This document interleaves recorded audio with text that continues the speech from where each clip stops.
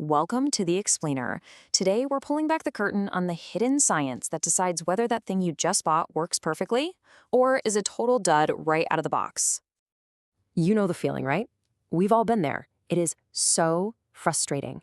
Well, today we're going to dive into the incredibly complex, data-driven system that's designed to prevent exactly that feeling, the world of quality control.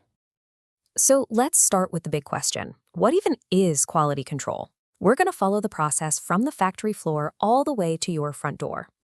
At its absolute heart, quality is really just about meeting expectations. You expect your phone to make calls. You expect your cereal box to actually be full of cereal. Simple, right?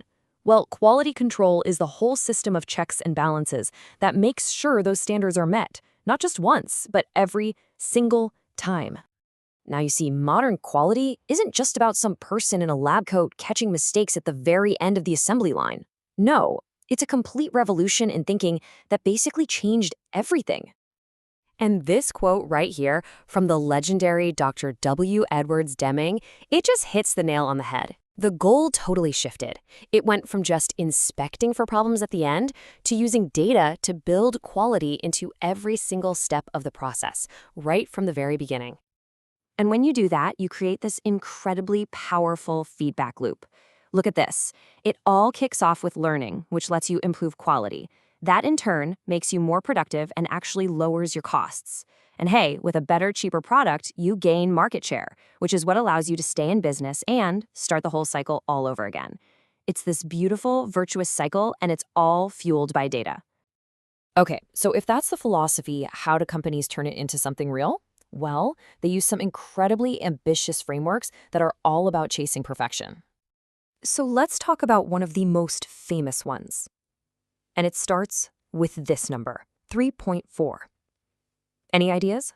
What could that possibly mean when we're talking about quality? It means you're only allowed 3.4 defects for every 1 million chances to have one. I mean, that is a mind-bogglingly high standard. And that's the goal of the Six Sigma framework, a data-heavy method for getting as close to perfect as humanly possible. And Six Sigma is just one of the big players here. You've probably heard of some of the others, like ISO 9000, that's its international standards, or the Malcolm Baldrige Award right here in the US, which is basically the Oscars for quality excellence. All right, so to hit these unbelievably high standards, you're going to need a pretty special toolkit. And one of the most important tools is something called Statistical Process Control, or SPC for short.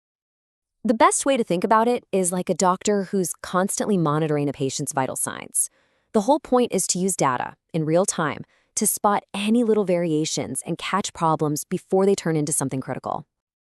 Now, SBC is designed to do one really important thing: tell the difference between two kinds of variation.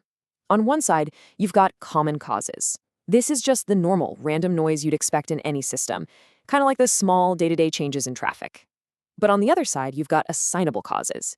These are the real problems, specific, identifiable issues, like a sudden accident that blocks a whole lane.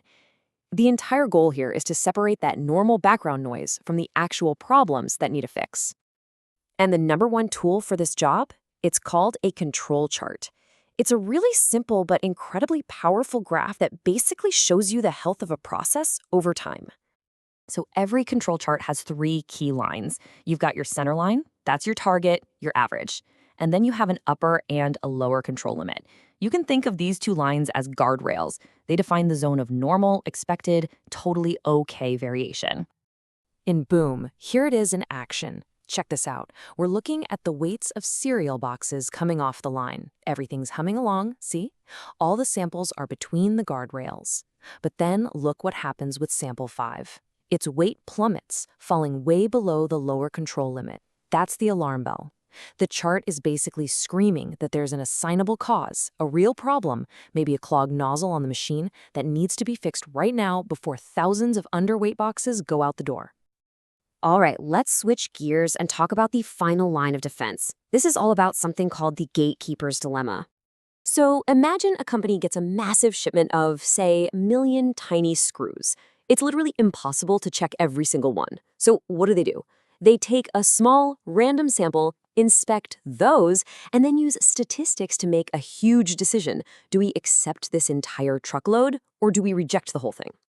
But this whole idea of sampling creates this critical trade-off, a high-stakes balancing act. On one hand, you have the producer's risk. That's the risk that you get an unlucky sample and you reject a perfectly good batch of parts.